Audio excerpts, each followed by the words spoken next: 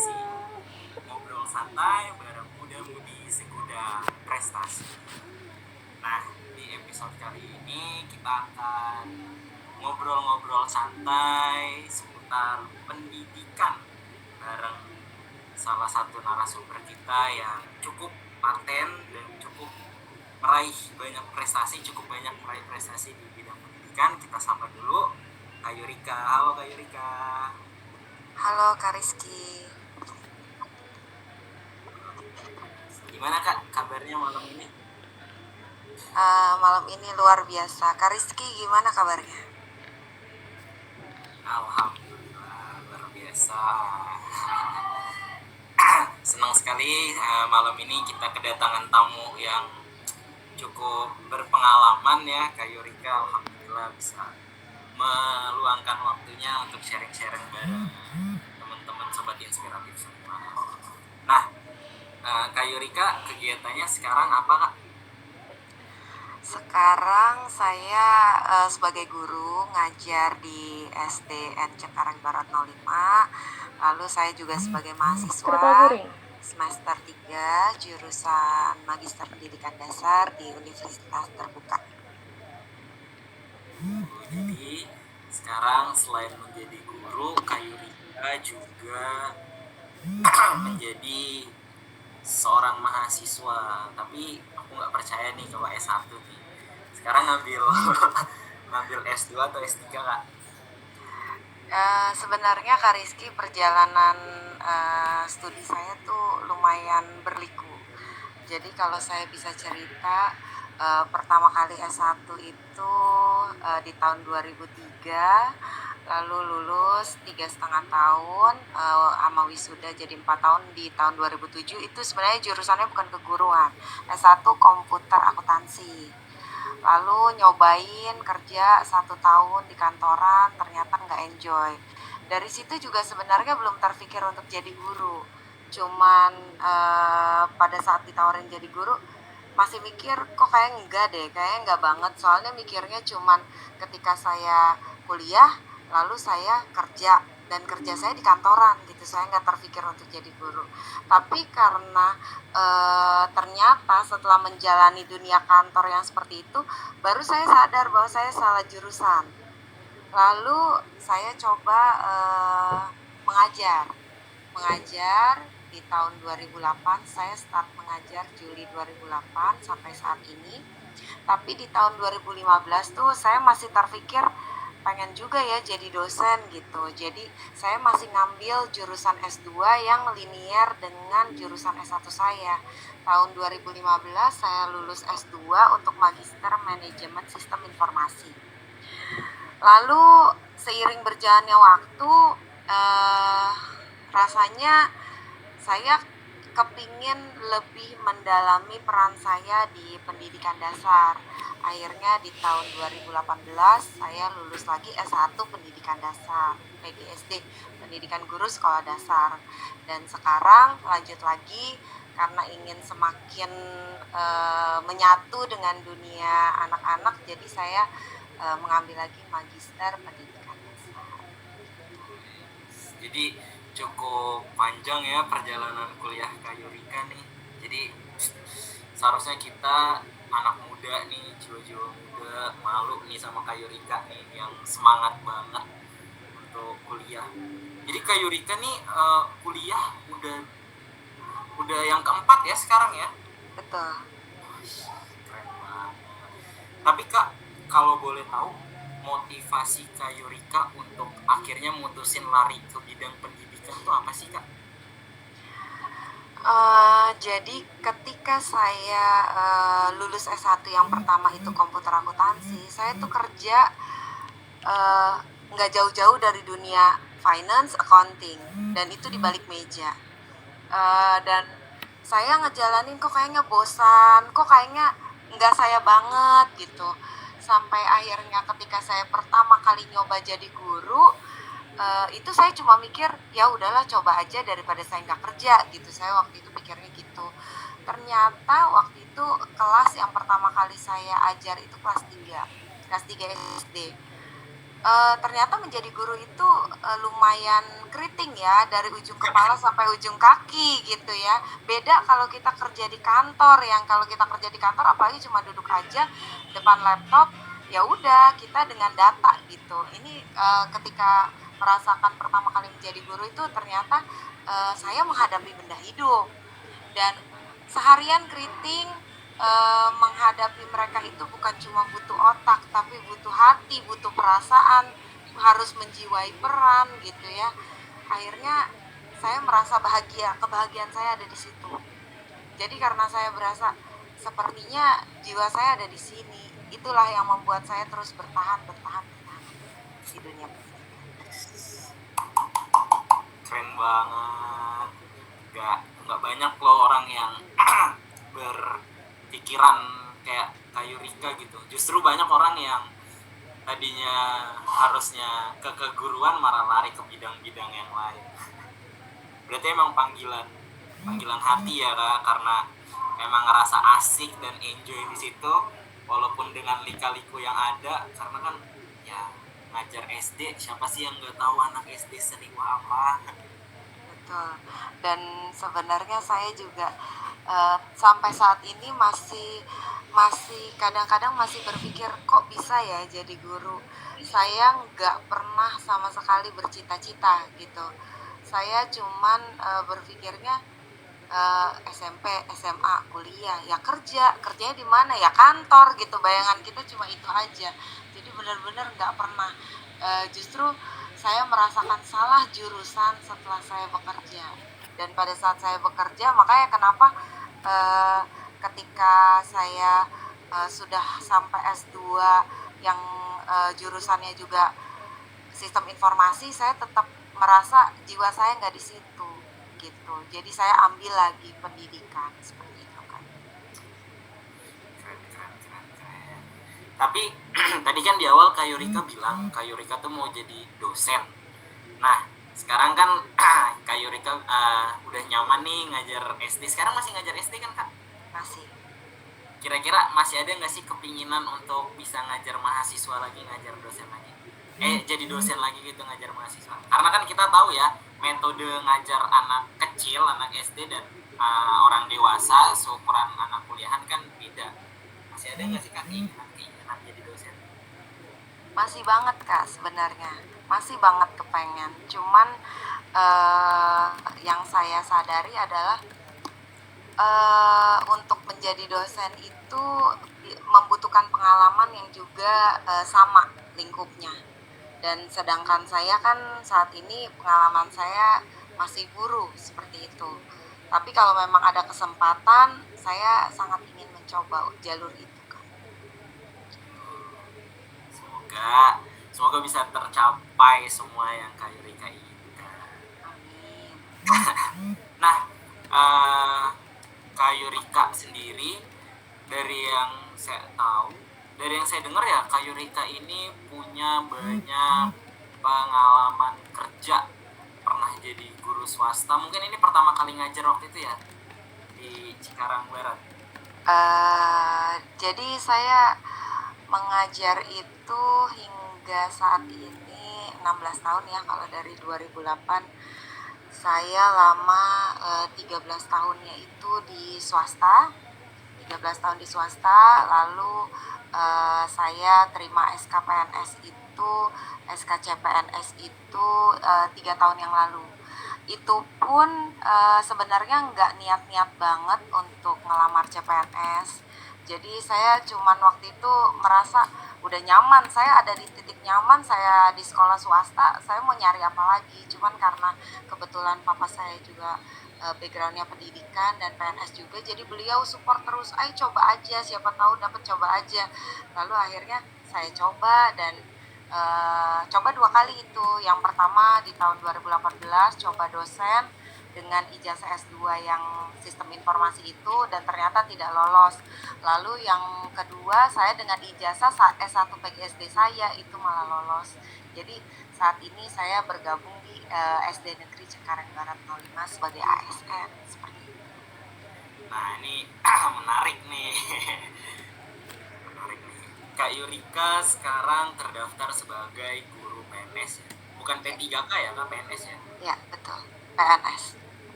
Berarti itu sekitar sekitar tahun berapa ya kalau guru PNS itu? Lowongan guru PNS itu terakhir di 2019. Setelah itu kesananya untuk guru full P3K semua. P3. Iya. Berarti Kak Yurika di sebelum 2019 itu. Saya pas di terakhirnya itu 2019. Oh, Iya. pas banget ya penutupan. Rezekinya di situ. Dan itu pun saya sudah di penghujung usia, Kak Rizky. Udah di penghujung usia 35. Jadi saya cuma ikhlas dan pasrah. Kalau Tuhan memang berkehendak ya saya dapat. Kalau enggak juga saya nyaman di swasta. Saya cuma mikirnya seperti itu. Tapi Kak Yurika kan akhirnya Tuhan ngasih kesempatan untuk Kak Yurika terdaftar sebagai guru PNS. Nah, boleh dong sharing-sharing sama teman-teman inspiratif semua ya. Kira-kira plus minusnya jadi guru PNS itu apa sih, Kak? Plus minusnya apa ya? Kebetulan lingkupnya kan memang sama-sama pendidikan. Tapi memang saya merasa ketika saya masuk ke lingkungan baru ini, selama saya di negeri memang peluang saya untuk belajar lebih banyak, peluang saya untuk mengembangkan diri lebih banyak, itu jauh lebih besar ketimbang waktu saya masih di swasta. Seperti itu, karena saat ini kan pemerintah juga banyak program-programnya, perubahan kurikulum terakhir kan kurikulum Merdeka, dan itu memberikan peluang yang sangat luas bagi guru-guru Indonesia untuk bisa memberikan yang terbaik bagi anak negeri, dan itu saya sangat manfaatkan sekali peluang itu. Jadi saya gunakan semaksimal mungkin untuk mengembangkan diri saya agar apa yang saya lakukan saat ini saya menabur yang baik. Saya berharap nanti ke depannya anak-anak saya yang saya bina pun mereka bisa menjadi generasi-generasi yang unggul seperti itu. Jadi nilai plusnya menjadi guru PNS itu kita jadi punya lingkup pertemanan yang lebih luas ya, Kak ya. Sebenarnya sih saya nggak bilang juga kalau jadi guru swasta lingkupnya sedikit, tapi memang kalau di swasta itu kita memang disibukkan dengan administrasi yang lebih banyak gitu, Kak. Dan semenjak saya masuk ke negeri, saya merasa saya punya waktu yang lebih banyak, lebih luas lagi memang untuk menjalin relasi ya, seperti yang Kak Rizky bilang tadi. Itulah ya plus minusnya. Mungkin di swasta pun ada plus minusnya tersendiri juga ya, Kak ya. Kalau boleh dong Kak Yurika spill tips and triknya nih bisa lolos jadi guru PNS. Sebenarnya nggak ada trik khusus ya Kak Rizky, karena waktu itu saya cuman berada di titik ikhlas doang. Jadi waktu itu saya sebenarnya pertama kali mendaftar itu CPNS 2018 dosen. Waktu itu juga saya berat, karena beratnya itu biasanya saya ngajar anak SD, kok sekarang saya ngelamarnya dosen.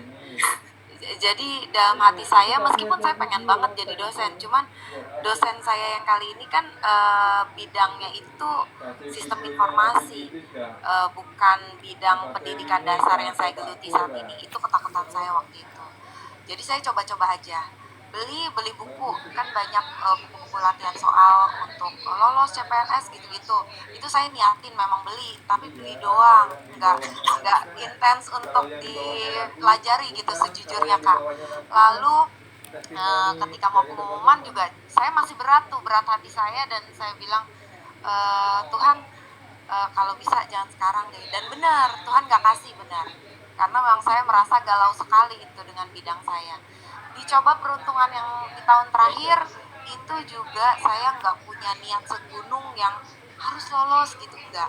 Saya udah di titik ikhlas yang kalau Tuhan kasih dikasih rezeki saya ya rezeki, kalau enggak ya udah saya hanya mencoba. Jadi pada saat itu pun kebetulan saya hamil dan saya belajarnya juga itu udah udah mau ujian tanggal berapa ya, ya itu udah H-1 semalam sebelumnya, itu pun saya cuman buka-buka doang, nggak diniatin untuk belajar, apalagi sampai ikut bimbel Karis, kita nggak ikut. Benar-benar nggak seniat itu, saya cuma berdoa Tuhan kasih yang terbaik aja, Tuhan mau tempatkan saya tetap di swasta atau saya harus pindah di negeri, saya rasa itu yang terbaik dari Tuhan aja. Jadi emang yang paling sebenarnya ketika kita nyoba segala sesuatu itu yang paling utama harus kita libatkan Tuhan ya Kak ya. Karena sekeras apapun kita mencoba berusaha, kalau kita tinggalin Tuhan kayaknya susah juga tuh. Ya, kuncinya sih doa dan keikhlasan sih Kak. Doa dan keikhlasan. Oke, sobat inspiratif semua, ingat tuh perkataan Kak Yurika. Sekuat apapun kalian berjuang, kalau kalian tinggalin Tuhan, wah, kelar. Mau kalian ikut bimbel sampai keriting juga susah ya kan? Iya betul Kak. Kalau memang jalan Tuhan gitu ya. Nah, sobat inspiratif semua, satu fakta yang perlu kalian tahu tentang Kak Yurika. Kak Yurika ini pernah meraih beberapa prestasi, pernah juara umum lomba cipta puisi nasional ya Kak ya, terus pernah juara 1 lomba menulis cerita anak, terus pernah kejuaraan Sains Nusantara Hari Sumpah Pemuda bidang IPA. Gimana sih Kak? Boleh dong ceritain pengalamannya bisa menangin kejuaraan itu? Sebenarnya saya hanya pribadi yang suka belajar sebetulnya Kak Rizky. Tidak ambisi untuk meraih juara. Mengenai lomba karya cipta puisi, lomba cerita anak, itu memang muncul karena saya suka menulis. Saya suka menulis itu sejak saya SD. Saya suka bikin puisi di buku tulis biasa, sehari satu judul puisi, 4 bait, 3 bait. Sehari satu itu aja. Lalu SMP saya dipertemukan dengan guru bahasa Indonesia yang luar biasa, yang benar-benar mensupport saya untuk menulis, karena setiap kali saya nulis cerpen, saya selalu memperlihatkan pada beliau dan beliau sangat support sekali. Kemudian ini berkembang terus, dan waktu saya di swasta itu saya benar-benar nggak bisa mengembangkan kecintaan saya terhadap menulis, jadi stuck aja gitu. Dan ketika saya masuk ke negeri, pas-pasan waktu itu sedang COVID, jadi saya buka-buka sosmed dan ternyata ketemu ada waktu itu saya menulis dengan satu cover dengan Kick Andy F. Noya. Jadi dari situ awal mulanya, sudah mulai coba merangkai tulisan sampai akhirnya sekarang mudah-mudahan cukup menginspirasi adik-adik yang nonton podcast ini juga Kak. Mungkin bisa ketik nama saya di Google, nanti ada jejak digital saya. Saya kebetulan juga bergabung dengan para dosen untuk membuat book chapter untuk kuliah juga, perkuliahan itu juga, seperti itu Kak. Lalu kalau untuk kejuaraan sains itu sebenarnya cuman berdasarkan pengetahuan sih, karena kita sudah lama di SD, jadi seputar soal-soal latihan SD itu dicoba aja, seperti itu.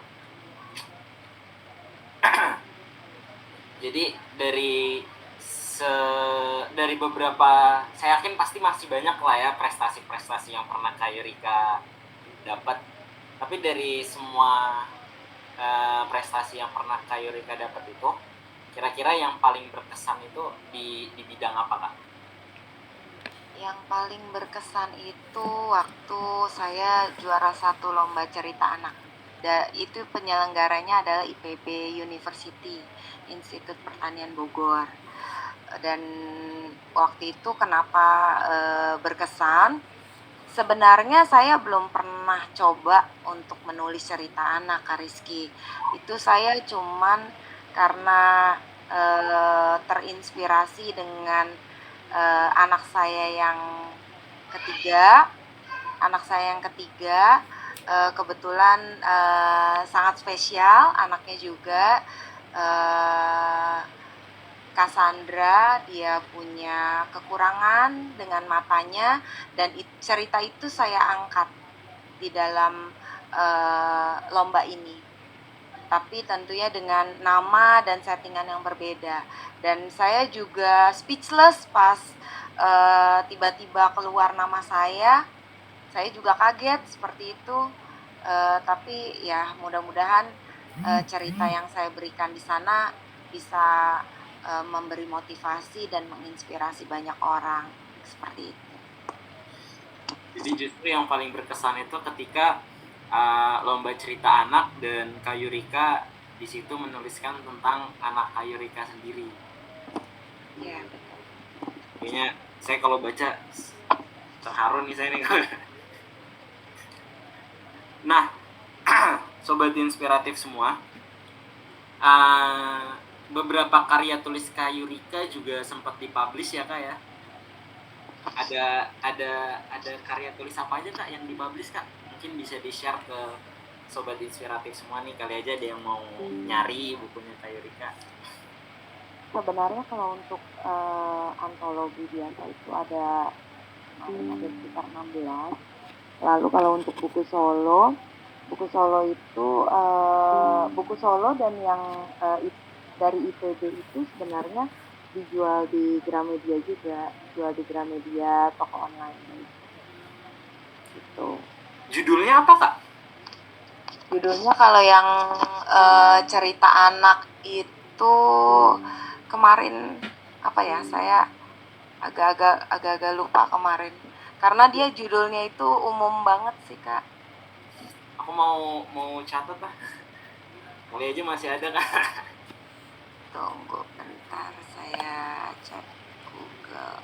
Tuh sobat inspiratif semua, disiapin penanya, kalau nggak langsung buka aplikasi Shopee. Yang mau check out bisa langsung check out. Ada ya, Kak, di Shopee ya? Kayaknya nggak ada deh, Kak, kalau di Shopee. Di Gramedia nih ada. Jadi ketik nama saya aja, Yurika Oktaviana, itu ada di toko online-nya Gramedia di sini. Saya untuk buku solo sih ada buku latihan soal, lalu ada kiat sukses lolos seleksi guru penggerak tahap 1. Kemudian ada juga kumpulan cerita anak juga ada. Seperti itu. Nah, kalau yang dari IPB itu judulnya Jelajahi Duniaku, 25 cerita anak inspiratif. Gitu. Oke. Sobat inspiratif semua, mari kita sama-sama serbu Gramedia. Ada ya, Kak, di Gramedia? Iya. Buat yang penasaran sama hasil karya tulis Kayurika, terus yang penasaran tuh sama buku tentang kisah anaknya Kayurika, bisa dicari di Gramedia atau dikepoin aja dulu di di website ya, websitenya Kayurika ya. Iya. Yurika Oktaviana. Dicari aja di Google, saya nggak punya website khusus, Kak Rizky. Ketika aja di Google Yurika Oktaviana, di situ ada jejak digital saya. Bisa diketik di Google Yurika Oktaviana. Nah, Kak Yurika, ngomong-ngomong soal buku, aku mau beralih sedikit nih. Kak Yurika pernah menjadi coach literasi bagi kepala sekolah, guru, dan siswa, kandidat guru, motivator literasi 2024 Forum Indonesia Menulis. Wah, boleh sharing-sharing pengalamannya dong, Kak Yuri. Sebenarnya itu pengalaman pertama saya jadi PJ event, Kak Rizky. Meskipun saya masih agak-agak kecewa ini karena eh, mereka pengiriman bukunya agak mundur. Jadi harusnya buku itu kalau dilihat dari timelinenya harusnya sudah bisa diterima oleh eh, teman-teman saya, bapak ibu guru dan kepala sekolah, tapi ternyata dipending sampai bulan September. Dan pada saat itu sebenarnya saya yakin kalau kita bicara tentang profesi sebagai guru, nggak mungkin ada guru yang nggak bisa nulis, pasti bisa. Even cuma nulis dia sendiri, cuma nulis soal aja dia kan bisa gitu ya, soal saja, atau sekedar menceritakan perjalanan ketika dia menjadi guru itu juga akan menghasilkan sebuah karya. Nah, di sini yang diselenggarakan Forum Indonesia Menulis ini untuk guru dan kepala sekolah lebih ke passion memang. Bagaimana pendidikan itu merupakan sebuah panggilan bagi mereka dan mereka menceritakan perjalanan mereka. Lalu untuk anak-anak sendiri, saya juga membimbing mereka untuk menceritakan tentang pengalaman mereka saat menemukan seorang guru yang bagi mereka luar biasa, yang mungkin membentuk mereka hingga saat ini. Dan banyak sekali cerita mereka, mereka bisa buat dalam bentuk puisi, pantun, ataupun cerpen. Dan itu saya baca juga luar biasa. Guru-guru yang sangat membekas buat mereka. Jadi singkat cerita ya, setiap guru pasti punya cerita perjalanan yang menorehkan sesuatu di hati para peserta didiknya. Berarti itu pengalaman pertama Kak Yurika menjadi PJ event itu ya, Kak Yurika ya. Ya. Tapi ada keinginan lagi nggak Kak untuk menjadi penanggung jawab lagi di PJ itu? Saya sebenarnya dengan penyelenggaranya saya cukup kapok sebenarnya, Kak. Karena mundur ini waktunya, saya benar-benar cukup kapok sebenarnya. Cuman untuk bisa mulai lagi mungkin dengan publisher yang lain, nanti seiring berjalannya waktu mungkin saya punya keinginan lagi. Tapi kalau saat ini saya masih tarik nafas dulu untuk untuk yang ini sampai selesai dulu. Seperti itu, Kak. Tapi pengalaman yang Kak Yurika dapat di situ cukup menarik ya, karena di situ Kak Yurika jadi mendapatkan banyak wawasan, kayak pengalaman-pengalaman dari guru-guru yang ditulis itu kan bisa jadi pembelajaran juga kan ya. Betul, Kak. Saya pun kebetulan peran saya di situ selain sebagai coach, saya juga editor. Jadi saya membaca satu persatu tulisan mereka dan luar biasa. Kalau baca tulisan mereka, saya juga merasa saya bukan apa-apa, dan pas saya lihat Bapak Ibu kepala sekolah yang sudah berpuluh tahun melanglang buana, dan mereka bukan hanya menginspirasi para peserta didiknya, tapi mereka juga mampu mengembangkan ide dan wawasan mereka, berbagi juga kepada komunitas guru seperti itu. Jadi kan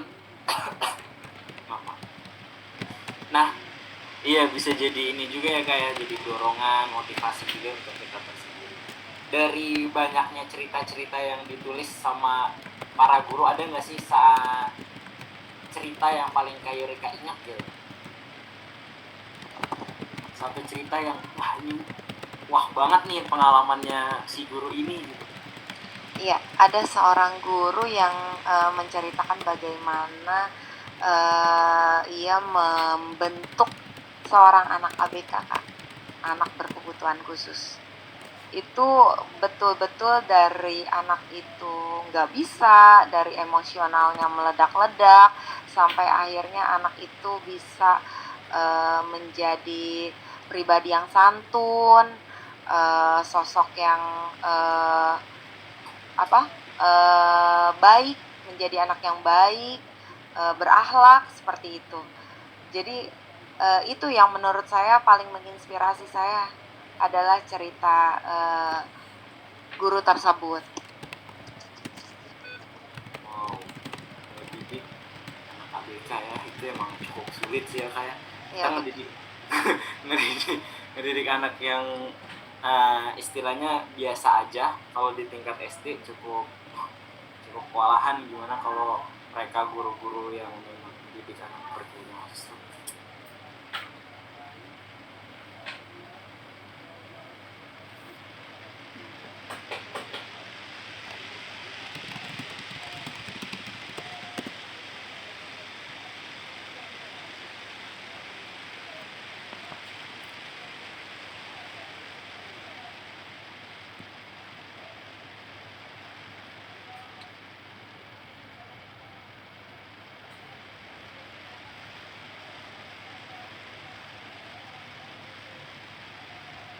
Indonesia lebih bisa bergerak bebas dalam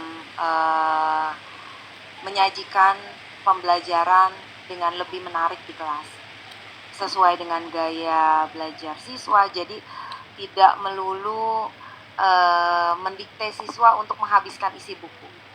Itu yang saya sangat pegang teguh hingga sekarang, karena buku boleh saja jadi pegangan siswa, tapi di luar daripada itu mereka juga bukan robot.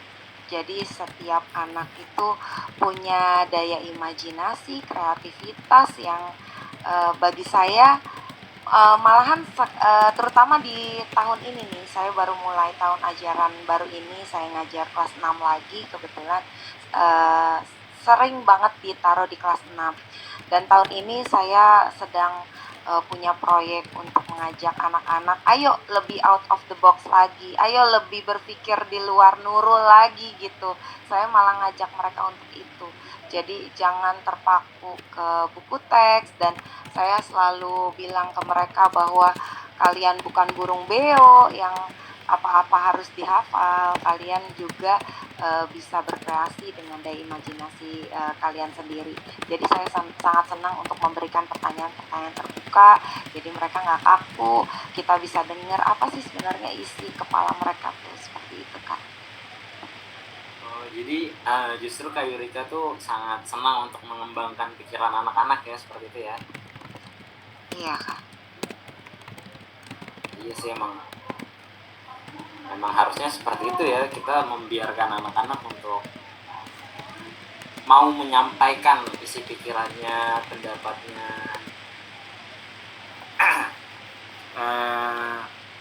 Jadi pendapat Kak Yurika tentang pendidikan di negeri kita sekarang ini cukup ada kemajuan ya Kak ya. Nah, kalau untuk kurikulum sendiri, Kak Yurika ada nggak sih kendala-kendala atau keluhan selama menjalankan kurikulum merdeka ini? Karena kebetulan saya juga kan mengajar, tapi saya masih baru. Banyak banget saya dapati guru-guru itu ngeluh tentang kurikulum merdeka belajar ini.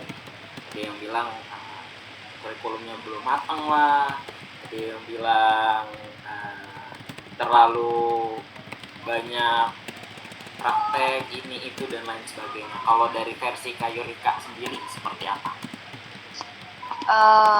Kalau sebenarnya saya dibilang pro banget juga untuk kurikulum yang berubah-berubah, itu sebenarnya PR juga ya bagi semua guru se-Indonesia gitu. Bentar-bentar berubah, bentar-bentar berubah. Tapi kalau yang saya rasakan dari kurikulum merdeka ini, guru ditantang untuk mau belajar dan mau memahami generasi strawberry kita sebutnya. Mungkin itu sudah umum ya istilah itu, generasi strawberry. Dan bagaimana kita mendidik generasi strawberry ini kan nggak bisa lagi pakai gaya lama, nggak bisa lagi pakai sudut pandang kita di masa lampau gitu. Kebetulan ketika saya mengajar di tahun 2008 dengan gaya mengajar saya hingga saat itu perubahannya itu 3.600 derajat, Kak Rizky. Jadi saya menyadari bahwa semakin kesini saya semakin menyadari penting bagi kita untuk melihat bahwa anak-anak didik kita ini adalah insan muda yang harus dipenuhi kebutuhannya. Jadi bukan hanya sekadar kita memenuhi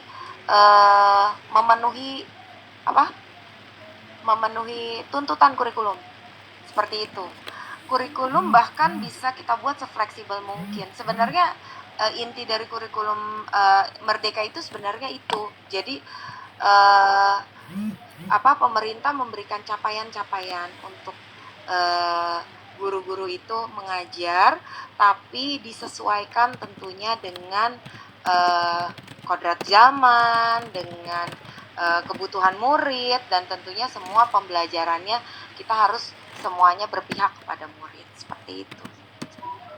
Jadi sebenarnya emang no problem ya sama sistemnya sendiri, sama kurikulumnya sendiri, tapi mungkin memang ada beberapa orang aja yang belum siap dan mungkin dia belum mendalami juga tentang kurikulum Merdeka ini, karena ya memang penerapannya pun mungkin di tahun ini sudah merata ya, sudah merata penerapan.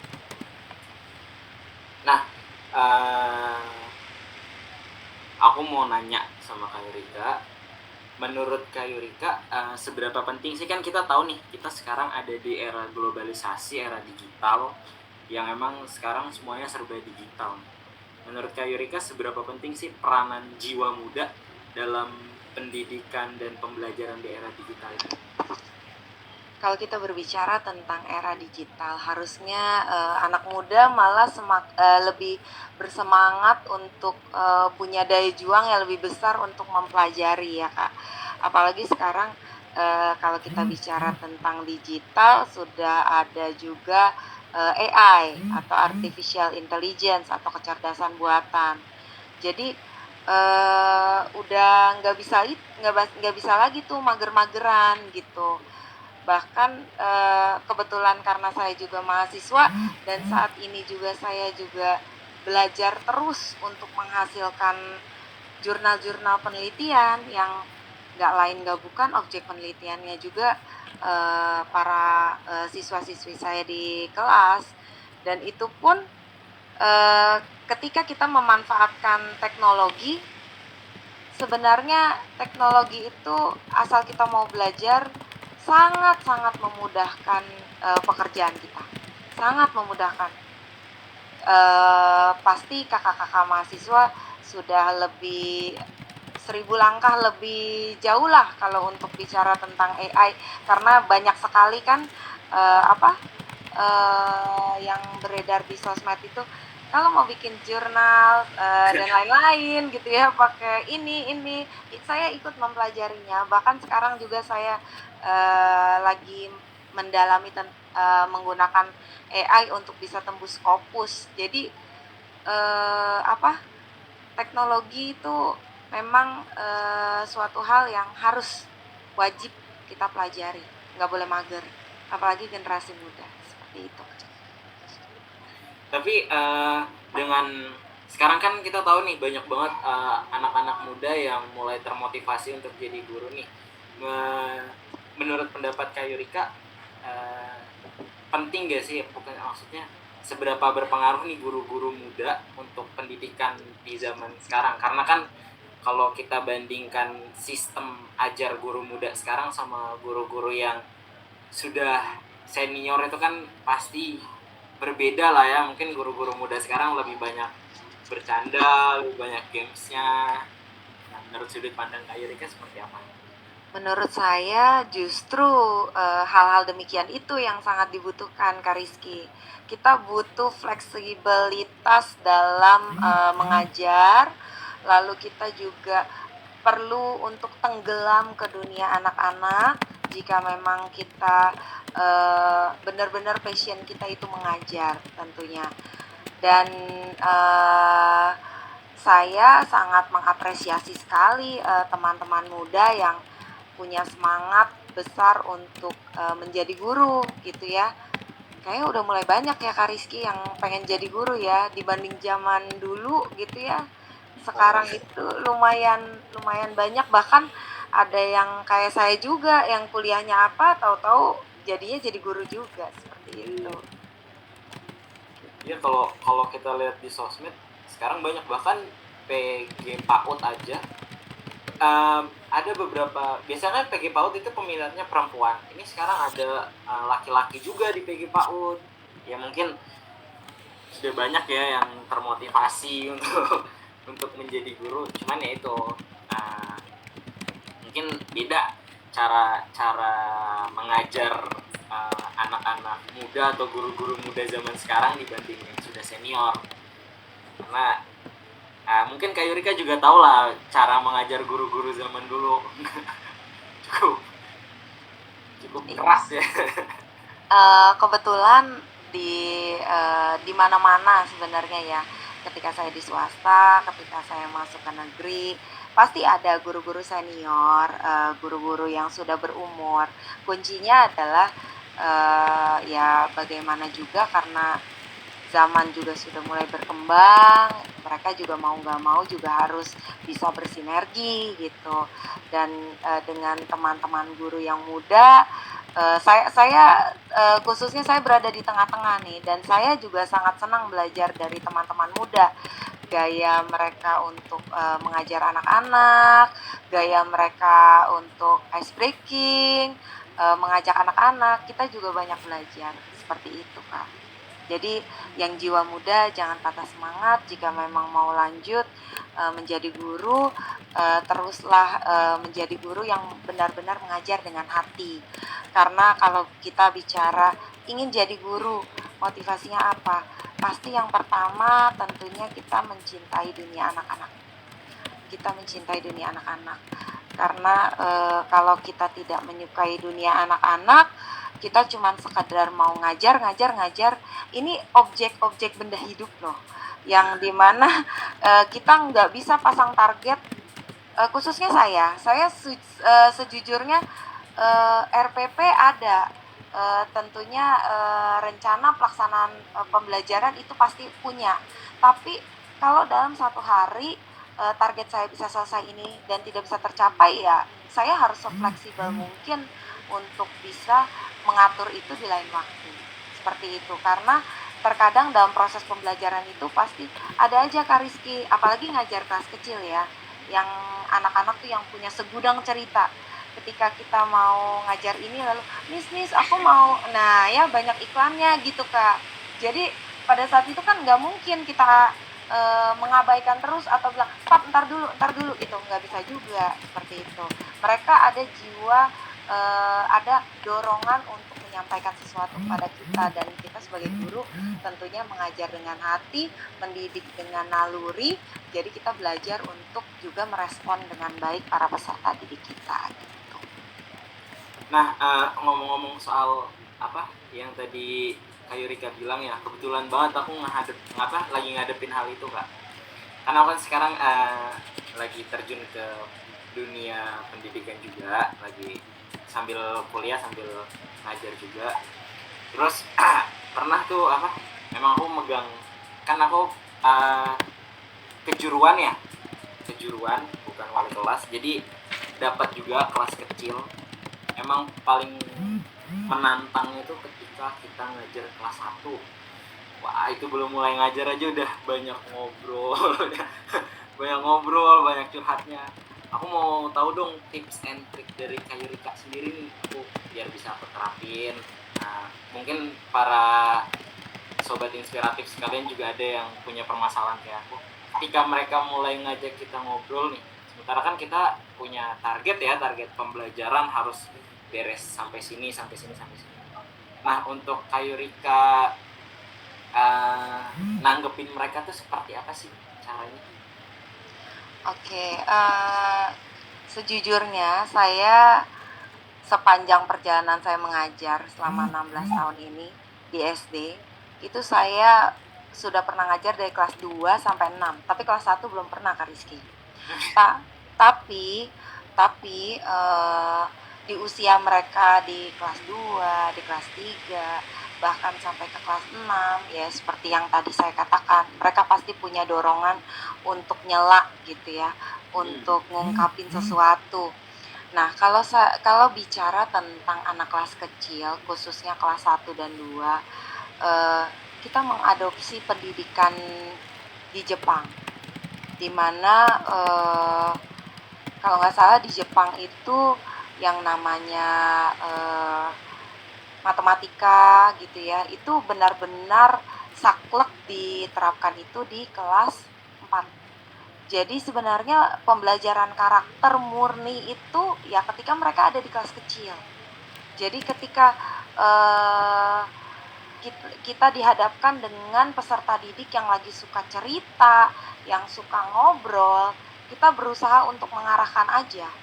Dan itu lagi, kalau saya biasanya di kelas nggak pernah punya skenario khusus. Meskipun kebetulan saya kan ngajar kelas 6 dan mereka sudah di usia pra remaja ya Kak Rizky. Cuman saya tetap nggak punya skenario khusus untuk abis ini ya, abis ini enggak. Jadi ikutin alur. Ketika misalnya, Miss, aku mau cerita, aku kemarin gini. Oh iya, nanti saya sesuaikan dengan topik pembelajaran pada saat itu tentang apa. Nah, kita bawa arah omongan mereka ke sana. Nah, dari situ kalian ternyata di rumah mengalami ya seperti ini, dan kita tak lupa kita ambil juga nilai moralnya dari pengalaman kalian ini, ternyata seperti ini. Jadi dengan cara kita yang seperti itu mereka sudah belajar kok. Dan saya merasakan di kelas saya, kebetulan di kelas 6 gitu ya, ketika saya bab 1 mapel Pancasila ini, mereka lagi belajar tentang Pancasila ya. Pancasila, nilai-nilai Pancasila yang utuh seperti itu. Dan saya nggak saklek suruh mereka nyatet terus. Malahan saya lebih bawa mereka untuk ayo kita nonton, ayo kita proyek kebinekaan. Ketika mereka bikin poster, lalu mereka melakukan campaign gitu ya, kampanye kebinekaan, itu aja kalian sudah melakukan penerapan Pancasila loh. Dan dari situ aja saya sudah bisa ambil nilai. Jadi kita nggak perlu kaku untuk dari isi buku atau itu latihan-latihan soalnya kita harus habisin gitu, nggak kayak gitu. Seperti itu Kak Rizky. Nah, jadi justru bukan ketika kita ngehantiin pembicaraan mereka itu bukan, itu justru jadi bikin mereka malas belajar mungkin ya Kak ya. Kadang kecewa juga Kak. Ya, Miss nggak iniin aku gitu ya, seperti itu. Nah, kalau misalnya iklannya banyak Kak, bagaimana kalau misalnya itu aku mau gini. Nah, kalau yang seperti itu kaitannya sudah pada classroom management atau pengelolaan kelas. Kalau sudah kayak gitu berarti kita harus pakai trik untuk menghentikan. Dari awal kita sudah berikan kesepakatan kelas. Nih ya, kalau missnya raise hand berarti semuanya raise hand dan tidak ada yang berbicara seperti itu. Lalu hands down, lalu semuanya mulai mendengarkan. Jadi seperti itu triknya kalau rame banget. Sebenarnya yang seperti itu sudah sejak awal tahun ajaran, di minggu-minggu pertama itu kita harus sudah sampaikan ke mereka. Kesepakatan kelas kita nih seperti ini anak-anak. Miss Yurika nih maunya kalian ini bisa seperti ini. Nah, kalian setuju nggak kalau kelas kita jadi seperti ini gitu? Jadi kita ajak mereka juga berdiskusi seperti itu Kak. Aduh, kita dapat ilmu baru nih Sobat Inspiratif semua. Jadi buat kalian yang profesinya guru, terutama guru-guru muda kayak aku nih, ketika ketika ngadepin anak-anak yang selalu curhat dan selalu nyela pembicaraan kita, jangan kita potong, apalagi kita suruh berhenti ya Kak Yurika ya, tapi kita arahin pembicaraan itu ke sub pembelajaran yang ingin kita sampaikan. Betul Kak, dibelokin aja kayak podcast ini kan kita kayak pingpong Kak Rizky. Jadi arahnya kan sebenarnya ada ngalir aja seperti itu. Iya. Makasih banget Kak Yurika, ilmunya ini sangat bisa aku terapkan ya, apalagi untuk guru-guru baru kayak aku nih. Sama-sama Kak Rizky, saya juga banyak belajar kok dari rekan-rekan muda di sekitar saya. Nggak berasa nih udah hampir 1 jam kita ngobrol Kak Yurika. Terakhir sebelum aku tutup podcast ini, aku mau minta motivasi tipis-tipis dari Kak Yurika untuk para guru-guru muda di Indonesia, terutama guru-guru muda di public speaking inspirasi ini, untuk lebih semangat lagi dalam mengajar dan biar kita nggak belok-belok gitu arahnya ketika ngajar. Silahkan Kak Yurika. Kuncinya bahwa profesi guru itu adalah sebuah pengabdian dari hati. Terkadang kita nggak tahu kok bisa ya kita ditempatkan di ruang ini, kok bisa ya kita ditempatkan di sekolah ini, tapi kok kita betah-betah aja ya, udah situasi dan keadaannya begini kita betah. Nah pada saat itu sebenarnya bukan hanya sabar tanpa batas. Kalau kita bicara sabar itu berarti memang udah nggak ada batasnya. Kalau masih ada batasnya itu bukan sabar kalau menurut saya. Jadi ikhlas jalani setiap panggilan kita sebagai guru, sebagai pendidik. Kita belajar juga dari peserta didik kita, apa yang mereka ungkapkan, dan pastinya mereka juga lahir dari latar belakang yang berbeda-beda, yang juga punya